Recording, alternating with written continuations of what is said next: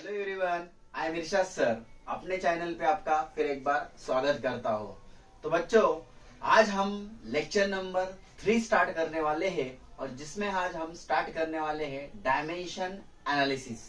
तो मैं आपको बता दूं, हमने फर्स्ट चैप्टर स्टार्ट किया है जिसका नाम है फिजिकल वर्ड एंड मेजरमेंट, और उसका आज हम लेक्चर नंबर 3 स्टार्ट करने वाले हैं। फिर एक बार मैं आपको बता दूं, अगर आप अपने चैनल पे नए हैं तो लेक्चर नंबर 1 और 2 देखना मत भूलिए, क्योंकि आज मैं जो आपको पढ़ाने वाला हूँ उसके लिए आपको पिछली बातें आना बहुत ज्यादा जरूरी है। तो चलिए फिर स्टार्ट करते हैं हमारे फिजिक्स सॉल्यूशन के अंदर हमारा लेक्चर नंबर 3, जिसका नाम है डायमेंशन एनालिसिस। तो बच्चों, हम डायरेक्टली स्टार्ट करते हैं क्वांटिटी से। तो फर्स्ट क्वांटिटी से हम देखने वाले हैं लेंथ। लेंथ का अगर आपको डायमेंशन करना है तो आप कैसा करेंगे? जो स्टेप मैं आपको बताने वाला हूँ वो स्टेप आपको क्या करने हैं, फॉलो करने हैं। फर्स्ट थिंग, लेंथ को आप रिप्रेजेंट करेंगे एल से। Second thing, the SI unit of length is metre. M यहाँ पर क्या है? Metre, right. तो हम सिंबॉलिकली यहाँ पे यूज करने वाले हैं। तो लेंथ का एसआई यूनिट क्या है? मीटर। अब डायमेंशन में आपको ध्यान में रखना है एम एल टी। तो बच्चों, अब आप अच्छे से ध्यान देंगे, यम मतलब यहाँ पर मास होता है और मास का यूनिट होता है केजी। तो यहाँ पर केजी है क्या? नहीं है, तो हम यहाँ पे 0 प्लेस करेंगे। सेकेंड थिंग, लेंथ मतलब होता है, यल मतलब होता है लेंथ, और लेंथ का यूनिट है मीटर। तो यहाँ पर मीटर दिखाई दे रहा है इसलिए मैं लूंगा 1। और मुझे बताओ टी मतलब क्या है? टाइम। टाइम का यूनिट होता है सेकेंड, तो सेकेंड यहाँ पर नहीं है इसलिए मैं लूंगा यहाँ पर 0। तो इस तरह से हमने फर्स्ट क्वांटिटी ली लेंथ, और लेंथ का डायमेंशन हमें मिला है 0 1 0। तो इतना आसान सवाल तो आपको आने वाला नहीं है, लेकिन डायमेंशन के ऊपर नीट सीईटी में आपको जो क्वेश्चन आने वाला है उसके लिए इस क्वेश्चन से हम स्टार्ट करेंगे, मतलब आपका बेसिक अच्छा होने वाला है। अब सेकेंड क्वांटिटी में लेने वाला हूं डिस्टेंस। कौन सी क्वांटिटी ली हमने? डिस्टेंस। तो फर्स्ट थिंग, डिस्टेंस को हम कैसा रिप्रेजेंट करेंगे? डी। सेकेंड थिंग, डिस्टेंस का भी यूनिट क्या रहेगा? Metre. And the last step is dimension, मतलब हमें क्या यूज करना है? mlt। सो m मतलब होता है मास, मास का यूनिट होता है केजी। तो यहाँ पे आएगा 0, क्योंकि केजी हमारे पास नहीं है। फिर मीटर किसके लिए रिस्पॉन्सिबल है? लेंथ के लिए। l मतलब लेंथ, लेंथ का यूनिट है मीटर, और मीटर यहाँ पर कितना टाइम से? एक बार है। और t का यूनिट होता है सेकेंड, और सेकेंड मेरे पास नहीं है इसलिए मैं यहाँ पे लूंगा 0। तो आई होप आपको समझ में आ रहा है, या फिर नहीं भी समझ में आ रहा है तो स्टेप बाय स्टेप हम आगे बढ़ने वाले हैं, आपको सिर्फ अच्छे से ध्यान देना है। नेक्स्ट क्वांटिटी मैंने ली है जिसका डायमेंशन हमें फाइंड करना है। क्वांटिटी है डिस्प्लेसमेंट। तो डिस्प्लेसमेंट को हम रिप्रेजेंट करेंगे यहाँ पर एस लेटर से। सो वंस अगेन डिस्प्लेसमेंट का ऐसा यूनिट है आपका metre. Then we can write dimension here M L T. तो यहाँ पर m मतलब मीटर है, और मीटर किसके लिए रिस्पॉन्सिबल है? लेंथ के लिए।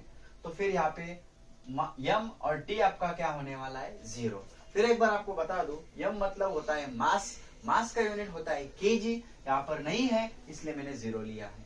t मतलब टाइम, टाइम का यूनिट सेकेंड है, यहाँ पर नहीं है इसलिए मैंने 0 लिया है। और l मतलब लेंथ, लेंथ का यूनिट होता है मीटर, यहाँ पर है एक बार है इसलिए मैंने इसका पावर लिया है 1। ठीक है। नेक्स्ट क्वांटिटी की तरफ हम बढ़ने वाले हैं। मान लो आपको अगर रेडियस का डायमेंशन पूछा है, इतना आसान तो आपको पूछेंगे नहीं, लेकिन मैं आसान आसान डायमेंशन से आपको डिफिकल्ट की तरफ लेके जाने वाला हूँ, जो कि आपको बाद में डिफिकल्ट नहीं जाएंगे अगर आप इसके तरफ अच्छे से ध्यान देंगे। तो समझ में आ रहा है? तो रेडियस को मैं बेसिकली आर से डिनोट करने वाला हूँ। वंस अगेन रेडियस का भी यूनिट क्या रहेगा? मीटर। तो बताओ फिर मीटर किसके लिए रिस्पॉन्सिबल है? ये तो मास है, इसका केजी होना चाहिए, इसका सेकेंड होना चाहिए, जो दोनों भी नहीं है। तो मीटर आया मतलब आपको किसको डायमेंशन देना है? यल को डायमेंशन देना है, लेंथ को डायमेंशन देना है। इस तरह से हमने किसका डायमेंशन फाइंड किया? रेडियस का। अब हम स्टेप बाय स्टेप आगे बढ़ने वाले हैं। तो नेक्स्ट नंबर की हमारी क्वांटिटी आती है सपोज टाइम। किसका डायमेंशन पूछा है आपको? टाइम का। तो टाइम का डायमेंशन फाइंड करने के लिए फर्स्ट टाइम को हम कैसे डिनोट करेंगे? टी से। सेकेंड स्टेप, टाइम का यूनिट होता है second, and the last step mlt हमें लिखना है। अब मुझे बताओ, m मतलब होता है मास, मास का यूनिट होता है केजी, यहाँ पर नहीं है तो 0 प्लेस करेंगे। यल मतलब लेंथ होता है, लेंथ का यूनिट होता है मीटर। अब इस बार मीटर भी नहीं है इसलिए हम 0 प्लेस करेंगे। अब इस बार टी मतलब टाइम, और टाइम का यूनिट है सेकेंड, इसलिए अभी टी को वैल्यू आने वाली है 1। तो इस तरह से टाइम का जो डायमेंशन है 001 यहाँ पर आया है। ठीक है, नेक्स्ट क्वांटिटी की तरफ हम बढ़ने वाले हैं, 6 नंबर की क्वांटिटी जिसका नाम है मास। अभी मैं बहुत ही आसान क्वांटिटी आपके लिए ले रहा हूँ, बता रहा हूँ। आगे हम जब स्टेप बाय स्टेप बढ़ेंगे तो और भी क्वांटिटी हम देखेंगे, बट उसके लिए आपको ये बेसिक क्वांटिटी आना बहुत ही जरूरी है, तब आपको आगे का आसान जाने वाला है। ठीक है, ओके। तो मास को मैं डिनोट करता हूँ सपोज m से। सो मास का यूनिट होता है बच्चों केजी। अब डायमेंशन में लिखूंगा MLT। ये तीनों के नाम आपको जब तक क्लियर नहीं है और यूनिट क्लियर नहीं तब तक आपको समझ में आने वाला नहीं है। यम मतलब यहाँ पर होता है मास, मास का यूनिट होता है केजी। अब इस बार यहाँ पर केजी है मतलब 1 आएगा, और मीटर और सेकेंड नहीं है मतलब यहाँ पे 0 आने वाला है। यल मतलब लेंथ, लेंथ का यूनिट होता है मीटर, जो नहीं है तो 0 आया। टी मतलब टाइम, टाइम का यूनिट है सेकेंड, यहाँ पर नहीं है इसलिए मैंने क्या लिया है 0 लिया है। अब हम आगे बढ़ते हैं step by step. Next quantity हम लेंगे सपोज एरिया। कौन सी क्वांटिटी ली है मैंने यहाँ पे एरिया। तो first we have used symbol of area here A. Area के लिए क्या होता है ए। अब एरिया का फॉर्मूला होता है यल स्क्वायर। क्या है एरिया का फॉर्मूला, यल स्क्वायर मतलब लेंथ का स्क्वायर। ठीक है, अब लेंथ का यूनिट क्या है मीटर, और square is as it is, मतलब एरिया का जो यूनिट है मीटर स्क्वायर है। अब हम एरिया का डायमेंशन लिखेंगे तो फिर MLT। मैंने आपको बताया ये किसके लिए रिस्पॉन्सिबल है, अभी तो हम थोड़ा सा फास्ट चलने वाले हैं। ये केजी के लिए रिस्पॉन्सिबल है, तो यहाँ पर केजी नहीं है मतलब 0।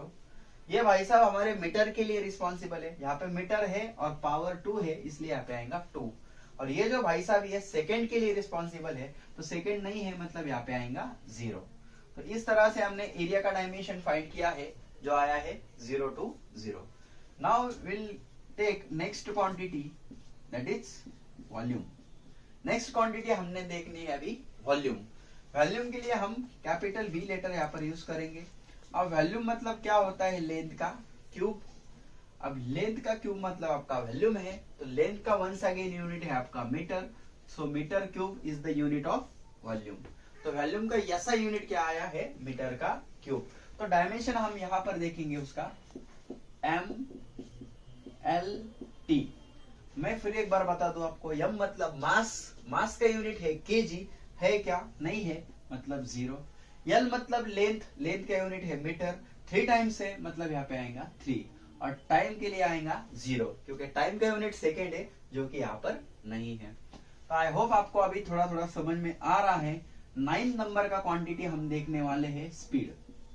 अब हम नेक्स्ट क्वांटिटी की तरफ जो बढ़ने वाले हैं वो हमारा है स्पीड। ठीक है, या फिर हम स्पीड की जगह पे हम पहले देखते हैं डेंसिटी। कौन सा क्वांटिटी देखेंगे हम डेंसिटी। डेंसिटी के लिए हम लेटर यूज करेंगे रो। ओके, डेंसिटी के लिए हम रो लेटर यूज करेंगे। डेंसिटी का जो फॉर्मूला होता है वो होता है मास अपॉन वॉल्यूम। क्या फॉर्मूला होता है डेंसिटी का, मास अपॉन वॉल्यूम। अब मास का यूनिट मुझे बताओ क्या है केजी, और वॉल्यूम का यूनिट हमने देखा मीटर का क्यूब। तो अब कुछ इसको हम रीअरेंज करेंगे। केजी ये मीटर क्यूब डिवाइड में है तो हमने इसको मल्टीप्लिकेशन में भेजा, मतलब इसका पावर हो गया -3। ये तो आपको पता ही होगा। Then will take the dimension of density MLT। तो बताओ ये भाई साहब केजी के लिए रिस्पॉन्सिबल है, तो यहाँ पे केजी का पावर कितना है 1। ये भाई साहब मीटर के लिए रिस्पॉन्सिबल है तो मीटर का पावर है -3, और ये भाई साहब सेकंड के लिए रिस्पॉन्सिबल है इसलिए वहां पे आ गया 0। तो डेंसिटी का जो डायमेंशन आया है 1 -3 0 ऐसा यहाँ पर आया है। तो आई होप आपको इतने डायमेंशन बहुत ही अच्छे से समझ में आ चुके हैं। और भी डायमेंशन हमें प्रैक्टिस करना है, बट पहले आप ये सभी डायमेंशन एक बार राइट कर लेंगे, मतलब आपको आगे के भी डायमेंशन आसान जाएंगे। ठीक है, तो सबने रफ राइट कर लिया, अभी मैं रफ कर लेता हूं। तो अभी हमारे कितने डायमेंशन हो गए हैं? 9 डायमेंशन हमने देखे। आई होप सबको डायमेंशन टॉपिक अभी थोड़ा थोड़ा समझ में आ रहा है। कोई भी टेंशन लेने की जरूरत नहीं है। दिखने को बहुत ही डिफिकल्ट है लेकिन बहुत ही आसान है। अगर नहीं समझ में आ रहा है फिर भी तो आप सिर्फ क्या करो, ध्यान देने का काम करो, बाकी आपको कुछ करना नहीं है। सर आपको तो हर एक चीज आसानी लगती है, आप पढ़ाते हो, आपको तो आसानी लगती है, हम तो बच्चे हैं, हमारा क्या। तो आपको भी बच्चों ये चीज आसानी जाने वाली है, आप सिर्फ ध्यान देने का काम करो, ऑब्जर्वेशन करो। तो नेक्स्ट नंबर की क्वांटिटी में लेता हूं स्पीड। अब देखिए स्पीड का फॉर्मूला बच्चों को पता है। उसके पहले हम स्पीड के लिए कुछ लेटर यूज करेंगे। क्या लेटर यूज करूं स्पीड के लिए? चलो स्पीड के लिए मैं स्मॉल v यूज करता हूँ। एक्चुअली वेलोसिटी के लिए होता है। अब मैं कोई लेटर यूज नहीं करता हूँ, डायरेक्टली हम फॉर्मूले से चलते हैं, ठीक है। तो स्पीड का फॉर्मूला होता है डिस्टेंस अपॉन टाइम। ये तो आपको 9th स्टैंडर्ड में हुआ है। तो फिर डिस्टेंस के यूनिट हमने देखा मीटर और टाइम का यूनिट हमने देखा सेकेंड। देन इसको मैं कैसे लिखूंगा? सेकेंड डिवाइड में है, मल्टीप्लाई में चला गया, इसका पावर यहाँ पर 1 है, ऊपर जाके हो गया -1, राइट। अब बताओ डायमेंशन, स्पीड का डायमेंशन। ये भाई साहब केजी के लिए रिस्पॉन्सिबल है। इस यम को और इस यम को कंफ्यूज करके गलत करना नहीं है। ये यम मतलब मीटर है और यम मतलब यहाँ पर मास है। मास का यूनिट केजी है, केजी यहाँ पर नहीं है मतलब 0। ये मीटर वाले भाई साहब हमेशा लेंथ के लिए रिस्पॉन्सिबल है और सेकेंड वाले भाई साहब यहाँ पे टाइम के लिए रिस्पॉन्सिबल है। इसलिए सेकेंड इनवर्स मतलब टाइम का आ गया -1। तो इस तरह से स्पीड का जो डायमेंशन आया वो आया है आपका 1 0 1 -1। देन अब हम नेक्स्ट क्वांटिटी देखने वाले हैं वेलोसिटी। कौन सी क्वांटिटी देखने वाले हैं? वेलोसिटी। वेलोसिटी का फॉर्मूला होता है बच्चों डिस्प्लेसमेंट अपॉन टाइम। क्या फॉर्मूला है? Displacement upon time. Once again displacement का यूनिट है मीटर और टाइम का यूनिट है सेकेंड। तो मैं इसको ऐसे भी लिख सकता हूँ मीटर पर सेकेंड, या फिर सेकेंड अगर मल्टीप्लाई में गया तो second inverse. Then we can write the dimension. अभी आप सभी बच्चे मिलकर मुझे बताएंगे मीटर किसके लिए रिस्पॉन्सिबल है? लेंथ के लिए, सेकेंड इनवर्स टाइम के लिए, और मास का वंस अगेन 0। तो आप बच्चे समझ ही रहे होंगे, देख ही रहे होंगे स्पीड और वेलोसिटी दोनों का डायमेंशन कैसा है, सेम है, बट दोनों में थोड़ा सा डिफरेंस है जो हम आगे के चैप्टर में पढ़ने वाले हैं। अब हम स्टेप बाय स्टेप आगे बढ़ने वाले हैं। क्वांटिटी नंबर आती है आपकी 12, जिसका नाम है एक्सेलरेशन। अब नेक्स्ट क्वांटिटी हम देखने वाले हैं एक्सेलरेशन। एक्सेलरेशन का फॉर्मूला होता है वेलोसिटी अपॉन टाइम। बच्चों अगर डायमेंशन आपको परफेक्ट करना है तो 2 चीजें आप ध्यान में रखो। पहली चीज, आपको फॉर्मूले सब पता होना चाहिए। लर्न कर लो आप फॉर्मूले, कोई बड़ी चीज नहीं है। आप कोई भी फॉर्मूला लर्न कर सकते हैं अगर आपको आपके ऊपर ट्रस्ट है तो अगर आपने फॉर्मूला लर्न किया तो उसके बाद आता है यूनिट। तो वेलोसिटी का जो यूनिट है हमने यहाँ पे देखा मीटर पर सेकेंड। वेलोसिटी का यूनिट क्या है? मीटर पर सेकेंड।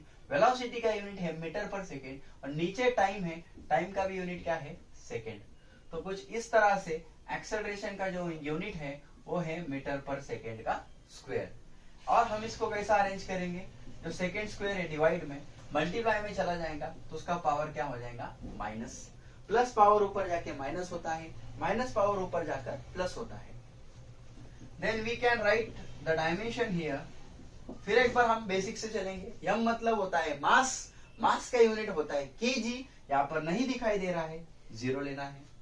यल मतलब होता है लेंथ, लेंथ का यूनिट मीटर है, 1 बार है तो 1 बार लेना है। टी मतलब टाइम, टाइम का यूनिट होता है सेकेंड और यहाँ पर पावर है -2 तो हमने लेना है -2। तो 0 1 -2 is the dimension of acceleration.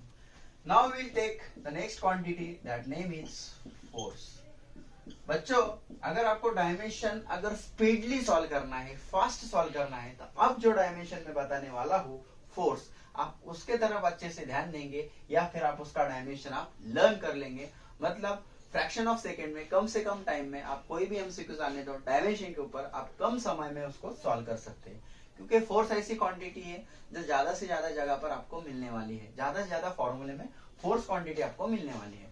तो फोर्स का फॉर्मूला है मामा। मामा मतलब माँ का मतलब है यहाँ पे मास और यहाँ पे एक्सेलरेशन। तो मामा मैंने इस बार इसलिए बोल दिया आपको ध्यान में रखने के लिए। माँ मास बोल सकते हैं आप, या फिर मास इंटू एक्सेलरेशन बोल सकते हैं, ज्यादा डरने की जरूरत नहीं है। फोर्स का फॉर्मूला होता है मास इंटू एक्सेलरेशन। सो मास का यूनिट होता है केजी इंटू एक्सेलरेशन। बताओ एक्सेलरेशन की यूनिट क्या देखा हमने, मीटर पर सेकेंड का square. Then we can write here KG metre. अब सेकेंड स्क्वायर को फिर से मल्टीप्लाई में लाएंगे तो उसका पावर हो जाएगा -2। तो मैं कुछ इस तरह से क्वांटिटी आगे लेकर चल रहा हूं जो आपको यूज हो रही है आगे। अब मुझे बताओ फोर्स का डायमेंशन क्या आएगा, MLT। चलो हमारे ये भाई साहब केजी वाले हैं, अभी पक्का ध्यान में रखेंगे। तो केजी वाले भाई साहब कितने यहाँ पे 1। ये भाई साहब हमारे मीटर वाले हैं तो यहाँ पे मीटर भी है 1। और ये भाई साहब हमारे सेकेंड वाले हैं मतलब -2। तो सभी बच्चों ने देखा फोर्स का डायमेंशन आया 1 1 -2।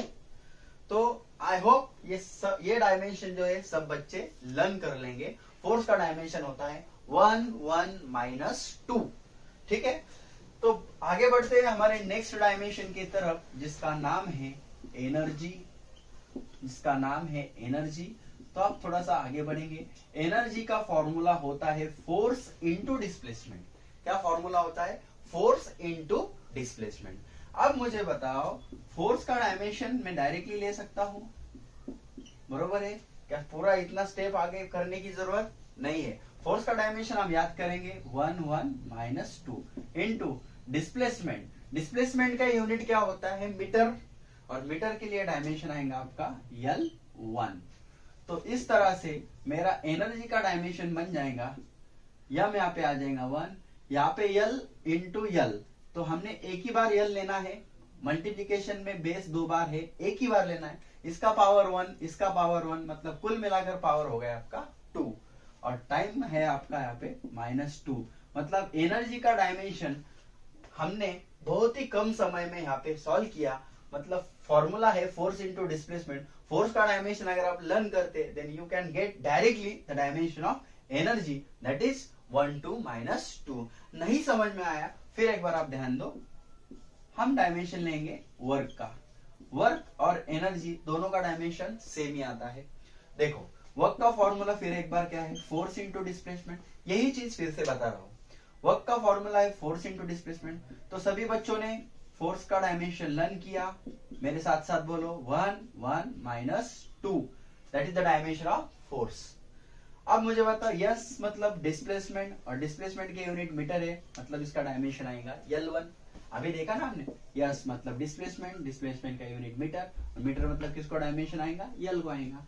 देन अब हम सॉल्व करेंगे M1 L1 and L1 L2। Addition नहीं कर रहा हूं, मल्टीप्लिकेशन कर रहा हूं। बेस 2 बार है, एक बार लेना है, और पावर की क्या होती है, एडिशन। और t क्या आ गया -2। तो कुछ इस तरह से डायमेंशन ऑफ वर्क और डायमेंशन ऑफ एनर्जी हमारा कैसा आया, सेम आया। नेक्स्ट क्वांटिटी है हमारी टॉर्क। लेकिन टॉर्क का डायमेंशन आपको खुद करना है। टॉर्क का फॉर्मूला होता है फोर्स इंटू परपेंडिकुलर डिस्टेंस। तो फिर एक बार फोर्स का आप डायमेंशन ये वाला लेंगे, और परपेंडिकुलर डिस्टेंस रहने दो, या फिर पैरेलल डिस्टेंस रहने दो, या फिर कैसा भी डिस्टेंस रहने दो, इसका यूनिट मीटर आने वाला है। तो मैं आप लोगों को बता दूं, ये दोनों का फॉर्मूला या दोनों का मल्टीप्लिकेशन करके जो डायमेंशन आएगा वो ऐसा ही आएगा। तो एनर्जी, वर्क और टॉर्क तीनों का जो डायमेंशन होता है बच्चों, वो कैसा होता है, सेम होता है। ठीक है, ओके। और 2-3 डायमेंशन मैं आप लोगों को बताऊंगा। देन फिर बाकी बहुत सारे डायमेंशन हमारे फिजिक्स के अंदर हमको पढ़ना है। तो कुछ डायमेंशन हमारे आगे जब चैप्टर चलेंगे हम उसके साथ पढ़ेंगे, और जो फर्स्ट चैप्टर के कुछ डायमेंशन बाकी है वो आप लोग खुद ट्राई करने वाले हैं, जो कि इसके बेस पे आप खुद कर सकते हो। आपको सिर्फ क्या पता होना चाहिए, फॉर्मूला, यूनिट और डायमेंशन आप खुद कर सकते हो, राइट। नेक्स्ट डायमेंशन हमको पूछा गया है एंगल। एंगल को हम रिप्रेजेंट करेंगे थीटा। तो फिर हमने एंगल का कल फॉर्मूला देखा था, आर्क अपॉन रेडियस। तो फिर आर्क का यूनिट है मीटर, रेडियस का यूनिट है मीटर। तो मीटर मीटर क्या हो गया, कैंसल, मतलब यहाँ पे आया नंबर। यहाँ पे क्या मिलेगा, नंबर। सपोज ये दोनों कैंसिल हो गए तो हमारे पास नंबर आएगा 1। तो फिर एंगल के पास हम बोलेंगे कितना डायमेंशन है, नंबर। नंबर को डायमेंशन होता है क्या, नहीं होता है। मतलब एंगल का डायमेंशन कितना आया आपका 0 0 0। मीन्स एंगल जो है आपका वो डायमेंशन लेस क्वांटिटी है। कौन सी क्वांटिटी है, डायमेंशन लेस।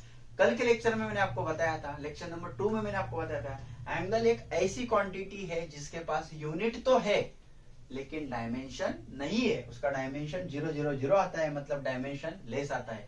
यहाँ से हमें क्या चीज समझ में आती है, ऐसा जरूरी नहीं है जिस चीज के पास यूनिट है उसके पास डायमेंशन भी होना चाहिए, ऐसा कुछ कंपलसरी नहीं है।